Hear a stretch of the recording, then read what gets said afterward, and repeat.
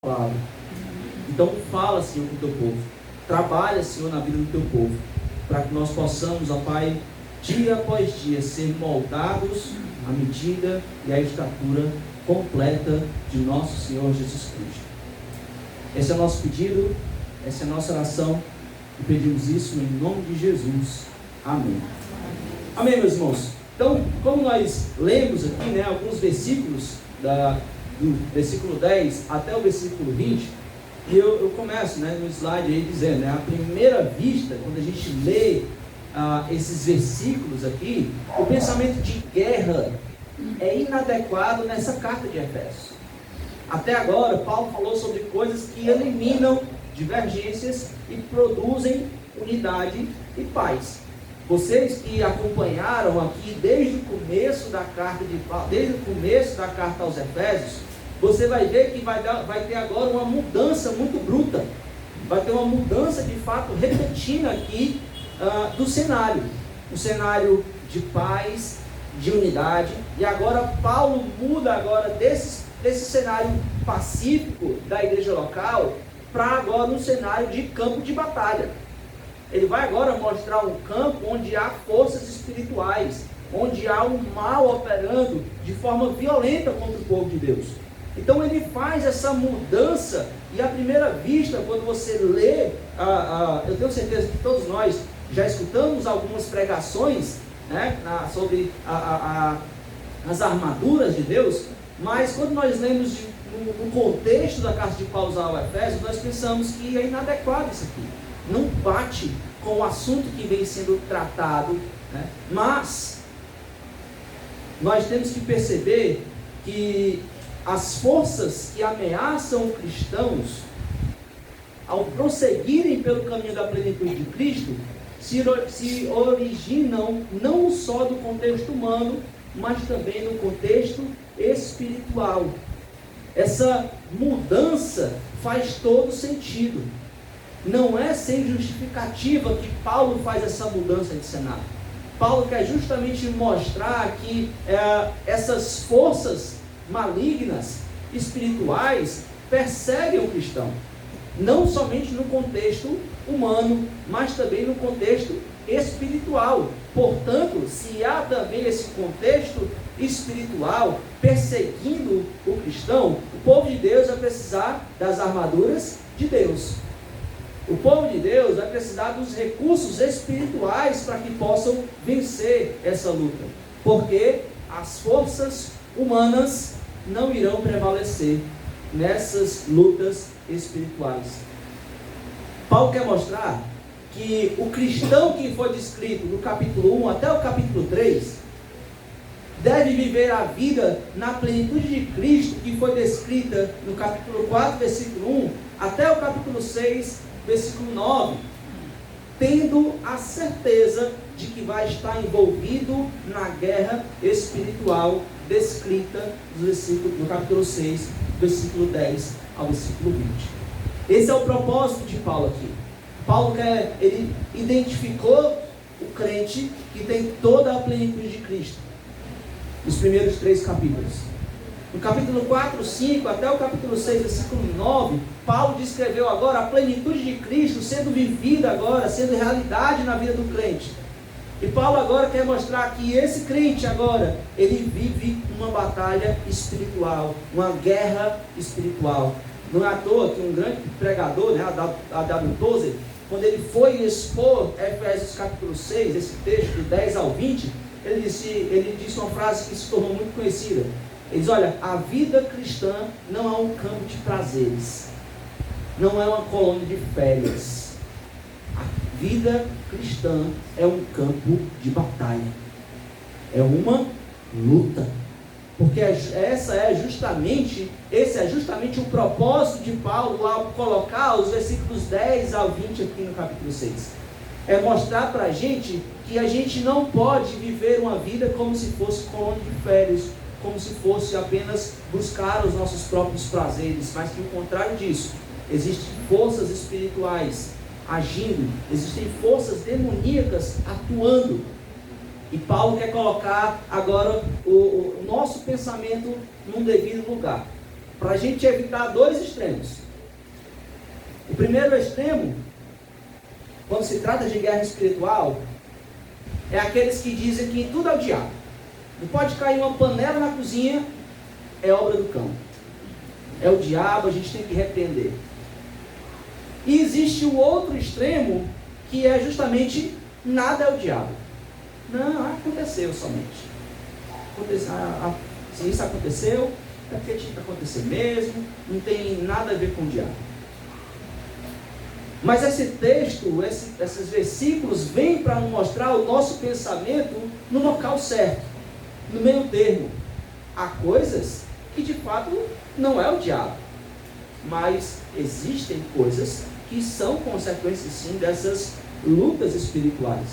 E é por isso que, ao tratarmos desse texto, foi o tema, o tema que a gente vai tratar aqui desses versículos, do 10 ao 20, é justamente a plenitude de Cristo agora que o crente tem, sendo vivida agora na batalha espiritual. A plenitude de Cristo na batalha espiritual. O propósito de Paulo aqui é instruir acerca dessa batalha e de garantir a esses irmãos e de garantir a todos vocês a vitória nessa batalha. Não é apenas dizer que você está em uma batalha, não é apenas dizer que você está em uma guerra, mas vai dizer também os meios, os caminhos para que você possa garantir essa vitória, para que você possa vencer essa guerra também. E essa passagem, do 10 ao 20, ela está dividida em 3 partes. A primeira parte, do versículo 10 ao versículo 13, Paulo vai fazer a chamada do cristão para vestir a armadura. Paulo vai mostrar justamente, vai chamar esses irmãos a se vestirem dessa armadura de Deus. Nos versículos 14 a 17, Paulo vai descrever os detalhes dessa armadura. Que armadura é essa e como o crente usufrui dessa armadura de Deus. E os versículos 18 a 20, Paulo vai mostrar a necessidade da vigilância, a necessidade da oração, a necessidade da intercessão nesse campo de batalha. E esse é o nosso propósito, esse é o meu propósito de hoje, tratar com vocês aqui essa noite. Tratar essas 3 partes e observarmos como a plenitude de Cristo deve ser vivida na sua vida no que diz respeito a essa batalha espiritual. E eu quero chamar a sua atenção para a primeira parte, versículos 10 até o versículo 13, onde Paulo vai fazer a chamada. Vai dizer, vista-se da armadura de Deus, versículos 10 até o versículo 13. Ele vai começar no versículo 10, falando sobre essa chamada, iniciando aqui no versículo 10, ele vai dizer a origem dessa força. Ele vai dizer de onde vem essa força, dessa armadura de Deus. Ele diz no versículo 10, no demais, irmãos meus, fortalecei-vos no Senhor e na força do seu poder. Ele começa dizendo, no demais, irmãos meus. No demais, aqui contém a ideia de daqui em diante. Ou seja, além dessas coisas. É um sentido temporal. Olha, eu já disse tudo o que eu tinha para dizer. Além disso, acrescentando mais um detalhe, Paulo quer mostrar aqui, ele quer que os seus leitores percebam, que esses irmãos percebam que existem forças destruidoras agindo na vida desses irmãos. Então ele está dizendo, no demais, existe mais além disso. Existem outras coisas além daquilo que eu disse. E ele vai fazer essa chamada, mostrando no versículo 10 aqui, a origem dessa força. A sua principal arma, Paulo diz, consiste em serem fortes no Senhor e na força do seu poder. E esse verbo, fortalecei-vos, vai denotar primeiramente para esses irmãos e para a gente também, que eles continuam sendo fortalecidos pelo Senhor. E em segundo lugar, que a origem dessa força não está nesses irmãos. Ele passa desde o capítulo 4, versículo 1, até o capítulo 6, versículo 9, mostrando a necessidade desses irmãos agirem, desses irmãos fazerem, desses irmãos tomarem atitudes. E aqui no versículo 10, ele diz: olha, mas a força disso tudo não é sua. A força disso tudo é no Senhor.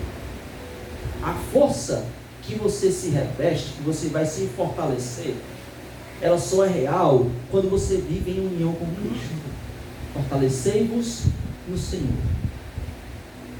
Paulo quer mostrar essa ação contínua, essa ação diária. Embora você tenha que ter uma decisão, embora você tenha que tomar uma decisão, embora que você tenha que se dispor, mas ele nos lembra que a ênfase não está em você.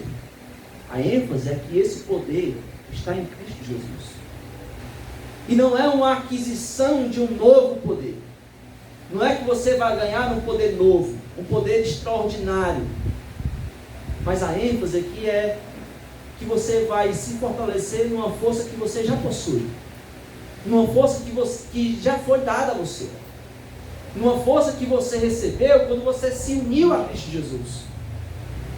Então ele começa no versículo 10, algo muito claro, um propósito muito claro para esses irmãos, dizendo que no conflito com os poderes do diabo, no conflito com essas lutas espirituais, os cristãos têm de utilizar o poder de Cristo para terem vitória. Paulo já começa mostrando que nessa guerra espiritual não adianta você entrar com suas forças. Não adianta você lutar com suas próprias habilidades. Porque ele diz: no demais, nas demais coisas, além disso, seja fortalecido no Senhor. E o que se aplica para o cristão individualmente, também se aplica para a igreja coletivamente. Quando a igreja vai procurar deter a maré do mal do mundo.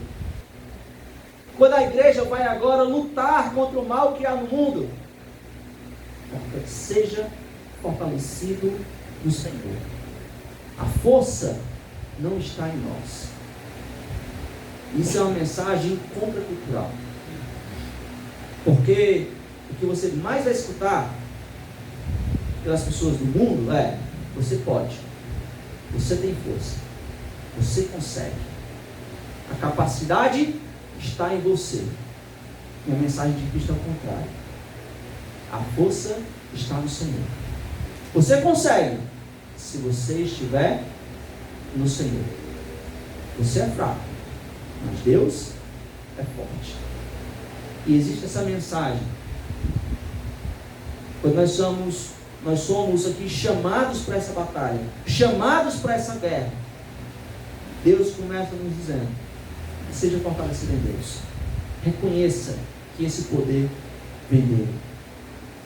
E aí, Paulo agora no versículo 11, após fazer esse chamado, mostrar a origem dessa força, que a força vem de Deus, Paulo no versículo 11 vai mostrar essa necessidade para a armadura de Deus. O porquê que nós temos que se vestir da armadura de Deus, né? Revestimos de toda a armadura de Deus, para que possais estar firmes contra as astutas ciladas do diabo. Paulo no versículo 11 exorta esses irmãos a se revestirem de toda a armadura de Deus, a vestirem novamente toda a armadura de Deus. E essa ideia, que a ideia desse versículo 11, é justamente de uma completude, de você assumir, de você se vestir definitivamente de toda a completude de Deus. É você usar tudo aquilo que Deus lhe proporciona. É de você se vestir novamente de tudo aquilo que Deus já lhe deu, de tudo aquilo que Deus já colocou à sua disposição. E existem duas verdades importantes aqui.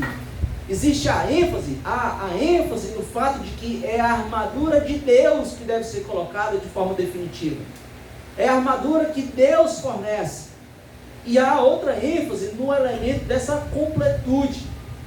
A ideia é que precisamos não só de um equipamento divino, mas que esse equipamento tem de ser completo, sem faltar nenhuma peça. Por quê, pastor? Porque o nosso inimigo é feroz. O nosso inimigo é terrível e nós devemos nos vestir com tudo aquilo que Deus fornece para os seus. Deus disponibiliza tudo aquilo que você precisa. Portanto, irmãos, a armadura é o poder de Deus e tem que ser uma realidade total na vida dos filhos de Deus, para que ele possa vencer esse conflito, vencer essa luta. Se vestir da armadura de Deus, que Paulo está dizendo aqui no versículo 11, é justamente para que você tenha a capacidade de se defender contra os ataques do inimigo. Você tem que se vestir de todas essas armaduras, dessa armadura que Deus lhe propõe. Porque o diabo vai mandar as tentações, porque ele vai tentar você, levar você a desconfiar, levar você a não acreditar, levar você a duvidar das coisas de Deus. O diabo vai lhe tentar a fazer você pecar, a fazer você cair. O diabo vai tentar fazer você, envolver você, e que você possa se conformar com esse mundo. O diabo vai lhe seduzir de todas as formas. E a mensagem de Deus é: se revistam dessa armadura de Deus. E eu não sei porquê, meus irmãos. Eu não sei por qual motivo de que nos momentos de luta, nos momentos onde nós somos atacados pelo inimigo, a primeira reação da maioria dos irmãos é se isolar. A primeira reação da maioria dos irmãos é se afastar de Deus. É não estar próximo de Deus. E a mensagem aqui desse versículo 11, Paulo quer mostrar para esses irmãos isso. Olha, no momento de luta você não se afasta. No momento onde a tentação está vindo, no momento onde a luta aparece, onde a dificuldade bate na sua porta, você tem que se aproximar de Deus. Você tem que se revestir da armadura que Ele já lhe deu. Você não tem que se isolar. Você tem que estar junto. Se revista de toda a armadura de Deus. Os ataques sutis que o cristão sofre são mais do que a origem mental ou humana. Esses ataques são ataques diabólicos, demoníacos também. E que para esses ataques nós precisamos nos revestir da armadura de Deus, para que nós possamos resistir firmes. É só assim que nós conseguiremos resistir. Quando nós nos revestirmos de tudo aquilo que Deus dá. E é então que Paulo apresenta agora o versículo 12 e o versículo 13. Para nos mostrar aqui a causa. O porquê dos versículo 10 e do versículo 11. O porquê ele faz esse chamado nesses versículos 10 e versículo 11. Porque ele vai mostrar no versículo 12 e 13 o inimigo do cristão. Porque não temos que lutar contra a carne e o sangue, mas sim contra os principados, contra as potestades, contra os príncipes das trevas deste século, contra as hostes espirituais da maldade nos lugares celestiais. Portanto, tomai toda a armadura de Deus, para que possais resistir no dia mau, e havendo feito tudo, ficar firmes. Paulo deixa claro que essa guerra cristã não é empreendida contra forças humanas, não é contra pessoas essa guerra. Caso fosse, a força humana seria o suficiente, bastaria. Pelo fato de forças espirituais más estarem em batalha contra o crente, somente os recursos divinos e espirituais podem resistir a essas forças. Pouco importa qual seja a sua vida. Pouco importa como seja a sua situação. Você nunca estará livre dos ataques do inimigo. Se você é um filho de Deus, você nunca estará isento dos ataques do inimigo. Ele vai atacar. Ele vai lhe tentar. E é por isso que Paulo coloca nesse versículo dizendo: olha, nossa luta não é contra a carne, não é contra as pessoas, não é contra ninguém. Nossa guerra é espiritual. Os filhos de Deus, eles estão sujeitos a isso. O inimigo pessoal do crente, ele não é onipotente, se lembre sempre disso. Ele não é onisciente ou onipresente. Mas se tem uma coisa que o inimigo é organizado. O inimigo é organizado por todo mundo com o propósito único de derrotar o povo de Deus. O inimigo, esses versículos mostram aqui para a gente, amados irmãos, que mesmo com toda a sua experiência, mesmo com as maravilhas que você já viveu com Cristo, mesmo assim você não está imune a isso. Você não está isento de sofrer um ataque do inimigo. E é por isso que ele diz, no versículo 13, portanto, tomai toda a armadura de Deus. Já que você não está isento, já que você pode a qualquer momento sofrer um ataque do inimigo, o que é que você deve fazer, meu irmão? Se revista da armadura de Deus. Portanto, tomai toda a armadura de Deus é o jeito de Paulo aplicar o que foi declarado. Ele está querendo dizer, olha, percebendo a concentração e o poder dos vossos inimigos, tomai a armadura de Deus. Porque os inimigos do cristão são espirituais, tome a armadura de Deus. O objetivo seu é resistir no dia mau, para que, havendo feito tudo, ficar firme. O dia mau aí, que Paulo coloca, é justamente esse tempo de conflito, para cada cristão em particular. É o tempo das lutas. É uma designação que Paulo utiliza aqui para a sua era, para a era presente, as suas lutas. O dia mau são as lutas que nós temos que lutar, são as lutas onde as batalhas vêm, são os dias em que essas batalhas apresentam, é que essas forças más atuam sobre a sua vida para tentar lhe derrubar. Se revestir do Senhor, se revista do Senhor, toma toda a armadura de Deus para que você possa resistir. E é interessante que no final do versículo 13 ele diz, e havendo feito tudo, ficar firmes. E a frase aí é melhor entendida, traduzida por havendo realizado todas essas coisas, havendo feito essas coisas, a ideia principal é o bom êxito em resistir ao inimigo. Ao fazer essas coisas que eu escrevi, você pode então ficar firme. Meu irmão, você não deve se preocupar continuamente com o demonismo, pensando que tudo é o demônio, que tudo é o diabo. Tampouco deve viver com medo do diabo, com medo de que, olha, pode ser o diabo, e acabar correndo com medo disso. Realizando o que foi dito por Paulo, você resistirá firme. A Bíblia garante isso. Havendo feito tudo, ficar firme. Pastor, como a gente vence uma batalha espiritual? Paulo disse: se revestir do Senhor, se fortalecer no Senhor e se revestir da armadura de Deus. Tendo feito isso, ficar firme. Tendo se fortalecido no Senhor e tendo se vestido da armadura de Deus, você vai resistir, meu irmão. Você vai ganhar essa luta, se você fizer essas coisas. É o que Deus promete. O poder, novamente, o poder está em Deus e em seu Filho Jesus Cristo. Não é em você. Você pode, muitas das vezes, pensar: não, quando eu vencer esse pecado, eu me dedico mais a Deus. Quando eu vencer essa luta, eu vou me dedicar mais ao Senhor. Ou você pode pensar: quando eu largar esse pecado, eu entrego minha vida a Cristo.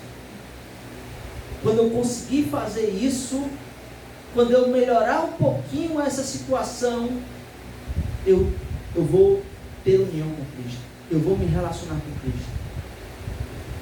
Mas para vencer esses pecados, para vencer essas lutas, a força não está em você.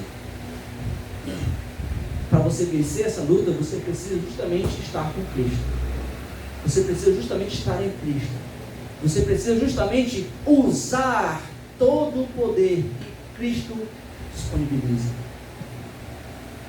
E agora Paulo, tendo dito isso, vai se dedicar agora em descrever os detalhes dessa armadura de Deus. Versículos 14 até o versículo 17, Paulo vai mostrar que armadura é essa que o cristão tem que vestir.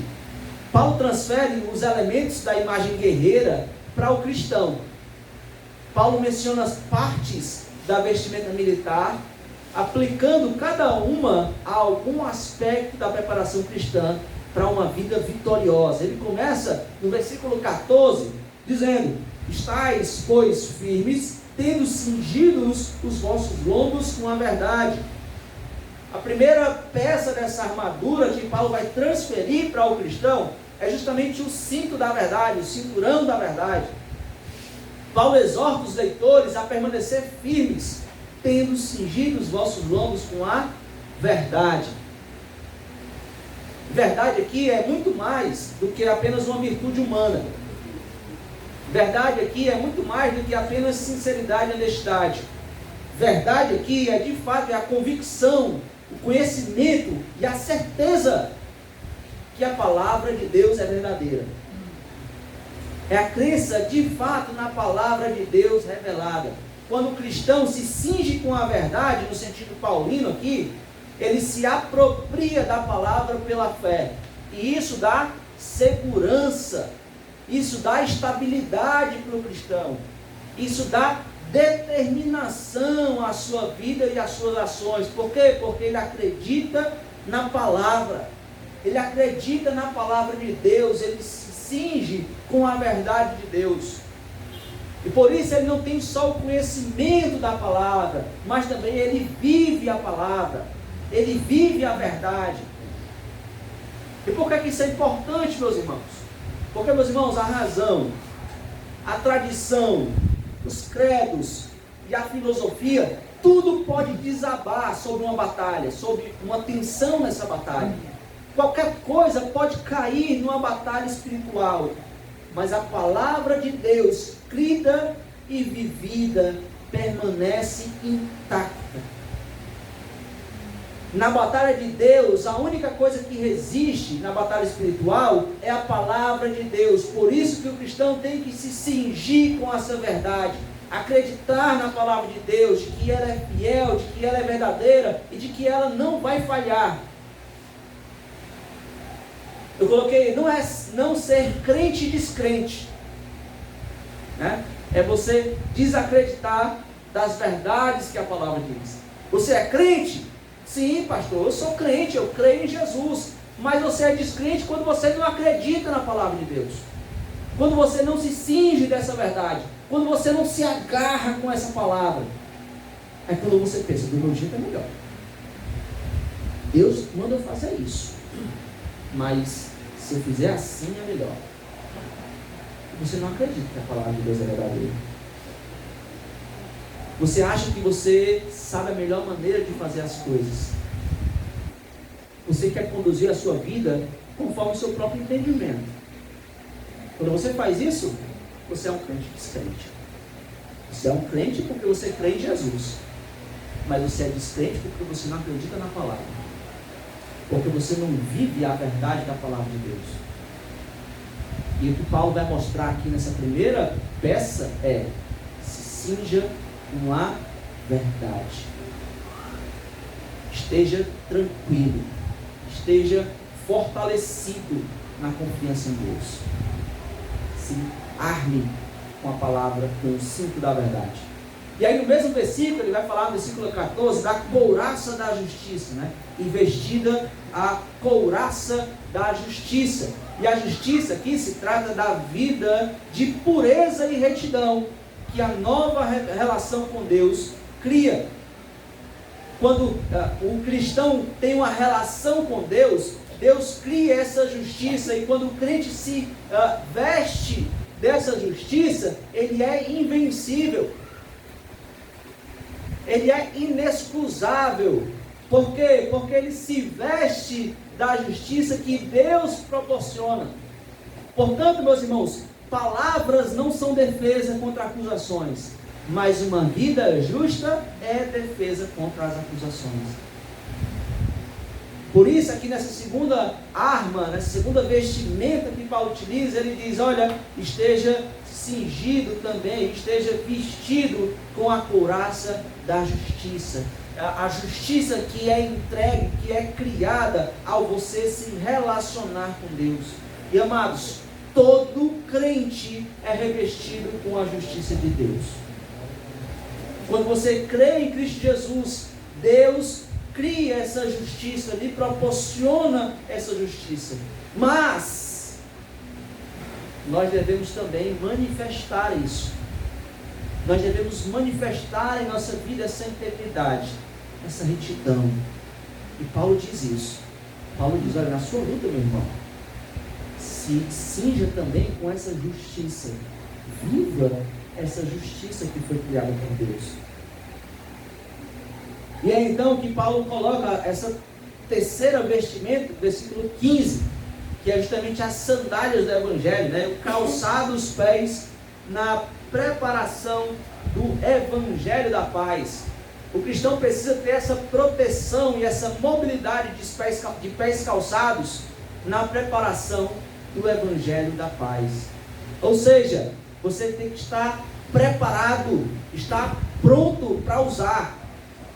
Você tem que estar apto, de fato, a usar o Evangelho da paz, a ser conduzido pelo Evangelho da paz, a guiar e a andar com o Evangelho da paz.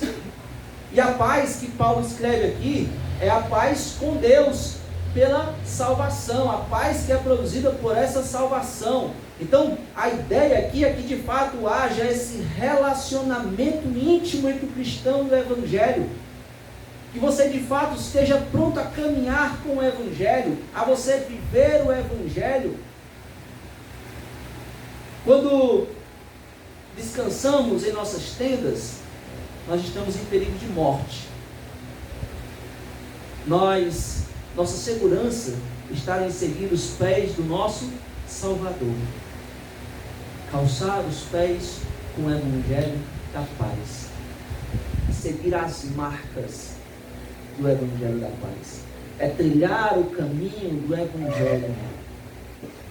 E quando você vive por qualquer outra coisa, se não é Evangelho, você está vulnerável. Se você vive por qualquer outro caminho e não o caminho do Evangelho da paz, você é um alvo. Você é vulnerável. Porque você é protegido, nós somos protegidos por Deus enquanto cumprimos nossa missão como embaixadores de Cristo. Deus nos guarda, Deus nos protege enquanto realizamos a sua missão. Se você não vive como embaixador de Cristo, você não vai usufruir os benefícios de um embaixador de Cristo. Você não vai usufruir dos privilégios de um embaixador de Cristo Jesus. Por isso que Paulo ordena, calcem o Evangelho da paz. Que o Evangelho, de fato, que vocês caminhem esse caminho do Evangelho. E aí mais uma vestimenta, no versículo 16, que ele apresenta para a gente, é justamente o escudo da fé. Tomando sobretudo o escudo da fé, com a qual podereis apagar todos os dardos inflamados do maligno. O cristão fortemente armado leva um escudo da fé salvadora, a fé pela qual vem o perdão divino e o poder de uma nova vida. De fato, é a fé nessa confiança em Deus. O escudo da fé é confiar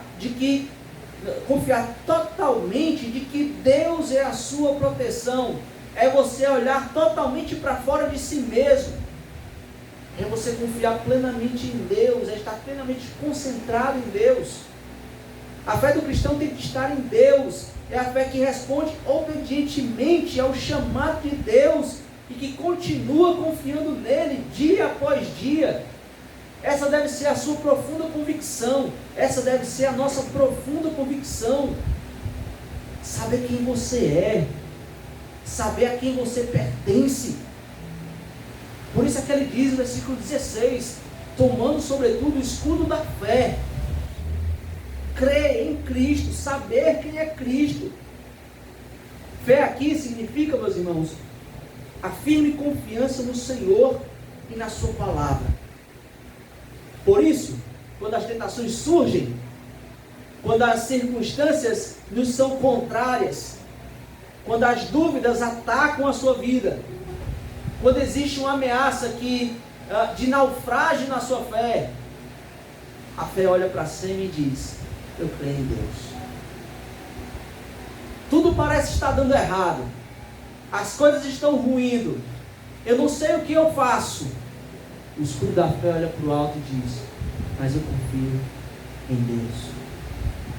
Eu vi uma frase muito bonita hoje, dizendo: Jesus dormiu na tempestade e ficou acordado no jardim, para que nós pudéssemos ficar acordados no jardim e dormíssemos na tempestade. Porque sabemos que, por mais que as tempestades venham, por mais que os ataques do inimigo venham nos assolar, o escudo da fé olha para o alto e diz: eu confio no Senhor Deus. Portanto, quando vem o medo, quando vem a amargura, quando vem a raiva, quando vem divisão, quando vem a descrença, quando vem os ataques do inimigo, o cristão, ele se defende. Ele se defende com o escudo da fé, crendo de que Deus é soberano sobre todas as coisas, de que Deus conduz todas as coisas, de que você entrega toda a sua vida a esse Deus. E aí no versículo 17, onde Paulo fala do capacete da salvação. Versículo 17: tomai também o capacete da salvação. Tomai deve ser entendido como recebei. Receba. Após colocar as outras peças da armadura, o cristão recebe então esse capacete da salvação. E esse, amados, a salvação aqui que recebemos de Deus é a nossa maior proteção. A maior proteção que nós recebemos de Deus é o capacete da salvação, porque ele simboliza a proteção assegurada por Deus pela participação na salvação. Se os soldados entram na batalha alienados de Deus, eles não têm garantia de proteção. Mas se são participantes da graça de Deus para a salvação, eles serão mais do que vencedores. É isso que a palavra de Deus nos garante, porque Deus cuida dos que são seus. Por isso é que Paulo em Romanos 8:31 diz: se Deus é por nós, quem será contra nós? Se Deus é por nós, quem irá nos vencer? Aquele que nem ao seu filho poupou, antes o entregou, como não nos dará também com ele todas as coisas? Quando nós recebemos o capacete da salvação, quando nós somos participantes da salvação, Deus garante a sua proteção. A morte perde a intensidade, porque a morte não é mais um monstro de perseguir. A morte agora é a porta que ele leva até Deus. Por isso é que Paulo pode dizer: o viver para mim é Cristo e o morrer é lucro. Porque a morte é a porta que nos leva ao nosso Senhor. Deus garante. Portanto, meu irmão, por mais feroz que seja a sua luta, o cristão não perde o ânimo, pois sabe que no fim a vitória é certa. Você nunca pode dizer que você está desesperado. O cristão nunca fica desesperado. Porque desesperado se fica sem esperança. Mas nós cristãos não perdemos a nossa esperança. Ponha sempre o capacete da salvação. Deus garante a promessa que Ele fez. Por isso, nós nunca estaremos desesperados. Porque Deus garante que o coração que está unido a Cristo está seguro. Porque nós estamos, Jesus vai dizer, né? Estamos na mão do Pai. E quem vai arrebatá-los da mão do Pai? Tem que ser mais forte do que Ele. E não há ninguém mais forte do que Deus. E essa certeza deve fazer você, deve levar você a não se render. Deve levar você a continuar firme. Deve levar você a continuar enfrentando essas batalhas. Não retroceda, não se renda, continue lutando. Por quê? Porque Deus está cuidando de todas as coisas. E aí Paulo encerra as vestimentas com a espada do Espírito, para ele no versículo 17. E a espada do Espírito, que é a palavra de Deus. A expressão, a espada do Espírito aqui, se identifica com as Santas Escrituras. Espada do Espírito, que é a palavra de Deus, é dada à igreja não apenas para a sua defesa, mas também para lutar contra os poderes que as atacam. Quando você vai olhar as outras peças que Paulo menciona aqui, você vai observar que todas elas são defensivas, são utilizadas para se defender, justamente porque o propósito é fazer você resistir firme, aguentar firme. Mas com a palavra de Deus, agora nós estamos também aptos para o ataque, porque com a palavra de Deus o cristão dispersa as dúvidas.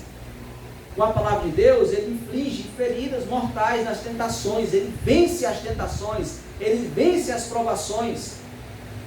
Com a palavra de Deus na mão e na mente, com as palavras de Deus de fato servindo como guia, servindo de fato como um tutor que conduz a sua vida. Por isso Deus, meus irmãos, quando você olha para todos esses versículos que nós lemos aqui, Deus te dá toda a proteção necessária. Tudo que você leu aqui nesses versículos é tudo aquilo que você precisa para você vencer a batalha espiritual. Qualquer luta, qualquer batalha será vencida com essas armaduras. Deus não quer que você desista. Deus não quer que você retroceda. Essas armaduras que Paulo descreve aqui é justamente para que você não venha a cair. É justamente para que você possa resistir, perseverar, continuar lutando. E agora Paulo entra na terceira parte, os versículos 18 a 20, nos mostrando uma outra atitude necessária. Justamente a necessidade da oração, a necessidade da vigilância, a necessidade de você estar atento a isso. Versículo 18 a 20, orando em todo tempo, com toda a oração e súplica do Espírito, e vigiando nisto com toda a perseverança e súplica por todos os santos, e por mim, para que me seja dada no abrir da minha boca a palavra com confiança, para fazer notório o mistério do Evangelho, pela qual sou embaixador em cadeias, para que possa falar dele livremente, como me convém falar. Esse orando aqui é um particípio. O particípio aqui está ligado, a ideia, né, desse orando é ligar com todas as ordens anteriores, com tudo aquilo que ele disse do versículo 10 até o versículo 17. Esse orando está ligando tudo aquilo que ele disse e vai indicar uma atitude necessária em todo o processo de se vestir da armadura de Deus. Você vai se fortalecer no Senhor, você vai se vestir da armadura de Deus, você vai se fortalecer no Senhor, mas existe uma atitude que é necessária em todo o processo. Orando. A necessidade dessa oração. Todas essas peças, essas vestimentas que Deus proporciona, devem ser tomadas com oração. E você deve usá-las com oração. A oração é a atitude necessária em todo o caminho da batalha espiritual. O soldado cristão consegue se manter fiel, vestindo-se da armadura de Deus, somente quando permanece em espírito de oração, sempre pronto a pôr suas necessidades diante do Senhor. É uma atitude, essa necessidade da vigilância, de estar sempre atento, de que a oração é algo extremamente necessário em todo o processo de se vestir das armaduras de Deus, de se fortalecer do Senhor, de se revestir do poder de Deus. E existem algumas características aqui desses versículos que eu quero chamar a sua atenção. Primeiro ele diz, orando em todo o tempo. Em todo o tempo pode ser traduzido por em todas as ocasiões, ou o tempo todo. Se refere a uma oração habitual e constante. É o que ele disse em 1 Tessalonicenses 5,17, orai sem cessar. Está em espírito de oração constantemente. É uma ordem, é algo necessário, é algo que você precisa estar orando durante todo o processo, durante todo o percurso, é se entregar de fato a Deus, é contar para Ele as suas dificuldades, é contar para Ele as suas lutas, é contar para Ele as suas dores, e se fortalecer no Senhor, orando, pedindo, clamando, Senhor faz, Senhor me ajuda, Senhor eu quero. Existe essa necessidade. No Espírito, ele vai dizer, né? E súplica no Espírito. Se refere ao Espírito Santo, que é quem poderosamente inspira e intercede. Ele é o nosso intercessor. Ele é o nosso intercessor que está em nós, que está ali nos ajudando, que está conduzindo, que está nos ensinando a pedir coisas que nós nem sequer sabemos pedir. Ele nos ajuda, Ele nos orienta como pedir, o que pedir, e intercede por nós em nossas orações, para que nós possamos pedir as coisas segundo a vontade de Deus. Foi o que Paulo diz lá em Romanos 8, 26 e 27, que o Espírito é o nosso intercessor, ele nos ajuda a pedirmos coisas segundo a vontade de Deus. E ele vai dizer, e vigiando nisto. Vigiando ali transmite essa ideia de se manter alerta. Os cristãos têm de ser vigilantes em oração, não se permitindo indiferença. É a única maneira que você está preparado, quando você está vigilante, orando, incansável em oração.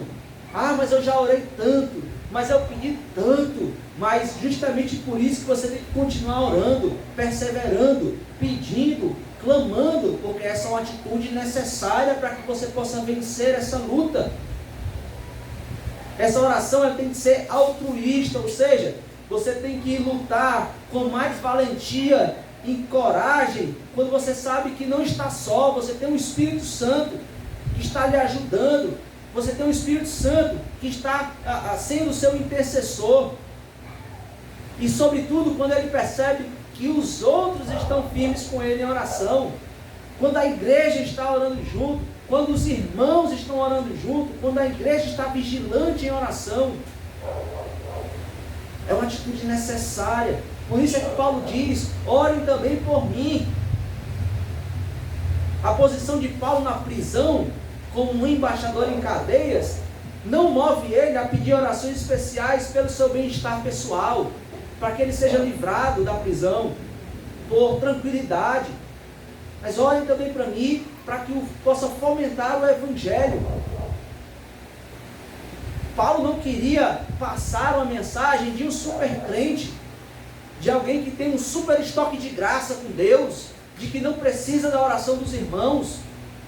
Paulo diz, ore por mim, eu preciso estar junto no espírito de oração com vocês, eu necessito da oração de vocês, nós precisamos estar juntos, eu me animo quando vocês estão orando por mim, vocês se animam quando eu estou orando por você. Ele orou 2 vezes por esses irmãos nessa carta, justamente porque ele sabe que a oração é algo extremamente necessário. A compreensão teológica que o Evangelho fez, que Paulo mostrou nos 3 primeiros capítulos, e dessas armas espirituais que Paulo descreve, nos versículos 14 a 17 aqui, e que não produz oração, é apenas um cadáver. Não há espírito, não há vida, é apenas um morto que se move. Porque quando você sabe quem você é, quando você sabe o que Deus fez, quando você sabe as armas que Deus lhe dá, naturalmente, o que deve inclinar em seu coração, o que deve arder em seu coração, é um desejo por oração constante. Por isso que Paulo pede: orem também por mim. Porque essa compreensão espiritual do Evangelho, combinada com uma atitude cristã genuína, leva a um espírito de oração. E é isso que Paulo está procurando nesses irmãos. Sejam perseverantes. É em espírito de oração que o soldado deve vestir a sua armadura e enfrentar o inimigo. A oração na sua vida não deve ser esporádica, mas sim contínua. Ela deve ser um hábito, não deve ser algo isolado. Por incrível que pareça, tem cristãos enfrentando batalhas espirituais, só ora quando acorda, quando vai comer, quando vai dormir. E olha lá, quando não está muito cansado. Nós não conseguimos vencer se você não for perseverante em oração. Deus quer que você ore. Você precisa orar. A oração ela tem que ser constante. Deve haver vigilância na oração. Você deve clamar a Deus. Não deixe a sua mente vagar. Não deixe a sua mente lhe enganar, dizendo que Deus não recebe a sua oração. Deus recebe a sua oração. Deus quer a sua oração. Deus precisa que você vença, que você seja fortalecido, para que o nome dele seja glorificado. E você tem que fazer isso em espírito de oração. Oração é algo extremamente necessário na vida de um cristão que está enfrentando lutas e batalhas espirituais. E por incrível que pareça, a nossa luta aqui é um campo de batalha. Por isso nós devemos orar todo o momento. Orar sem cessar. Porque, como disse Abdalá, nossa vida aqui na terra não é um campo de prazeres. Nossa vida aqui na terra é um campo de batalha, luta. E nós precisamos orar por causa disso. Para concluir, meus irmãos, essa mensagem é um chamado a viver na prática o evangelho da reconciliação. É um convite para a batalha, ou seja, toda a igreja corporativamente como um exército. Não é cada santo individualmente. Paulo está chamando essa igreja, esses irmãos, para que se levantem como um exército, para que eles possam estar juntos. Porque se um soldado sai sozinho no campo de batalha, ele facilmente é vencido. Se um soldado está sozinho, logo ele é vencido. Mas Paulo está chamando essa igreja para que tomem uma posição, para que assumam a sua posição, que se levantem como um exército do Deus vivo, que se vistam da armadura de Deus, que tenham uma oração perseverante, que tenham uma oração constante, que se fortaleça no Senhor. Paulo quer mostrar que na sua própria força você não é capaz de vencer o diabo. Por isso que você precisa ser fortalecido no Senhor. Você não tem que se isolar quando você está lutando contra o pecado. Essa não é a solução. Essa não é a saída. Você precisa estar junto com o exército de Deus. Você precisa estar engajado nesse exército. Você precisa das armaduras de Deus. Você precisa perseverar em oração. Você tem que estar junto conosco. Os melhores soldados de Deus são os que estão sempre cientes de sua própria fraqueza e ineficácia e se apoiam somente em Cristo Jesus por causa disso. Por quê, pastor? Porque a nossa fraqueza implora por socorro a Deus. A nossa fraqueza implora pela força de Cristo Jesus. Por isso, todo verdadeiro filho de Deus aprende depressa que a vida cristã é uma guerra. E quanto mais atuante você for na obra do Senhor, mais sentirá os ataques do inimigo. Quanto mais atuante você for, quanto mais engajado você for, mais o diabo vai lhe tentar. Mais o diabo vai investir contra a sua vida. Porque o diabo, ele não é burro, ele é esperto. Ele não gasta força. Se você não está engajado na obra de Deus, ele não precisa gastar força com você. Você não está engajado no exército. Você está sozinho. Não precisa. Mas quanto mais atuante você for, mais ele vai investir contra a sua vida. E o diabo, ele tem muitas estratégias. Ele vai levar na sua vida desânimo. Ele vai colocar frustração na sua vida. Ele vai levar confusão na sua cabeça. Ele vai levar você a falhas morais, erros doutrinários. Ele vai levar você a todas as coisas possíveis. Ele vai mentir dizendo que não tem mais jeito. Ele vai mentir dizendo que não há perdão. Ele vai mentir dizendo que Deus não lhe recebe mais como você está. Ele vai mentir dizendo que é tarde demais.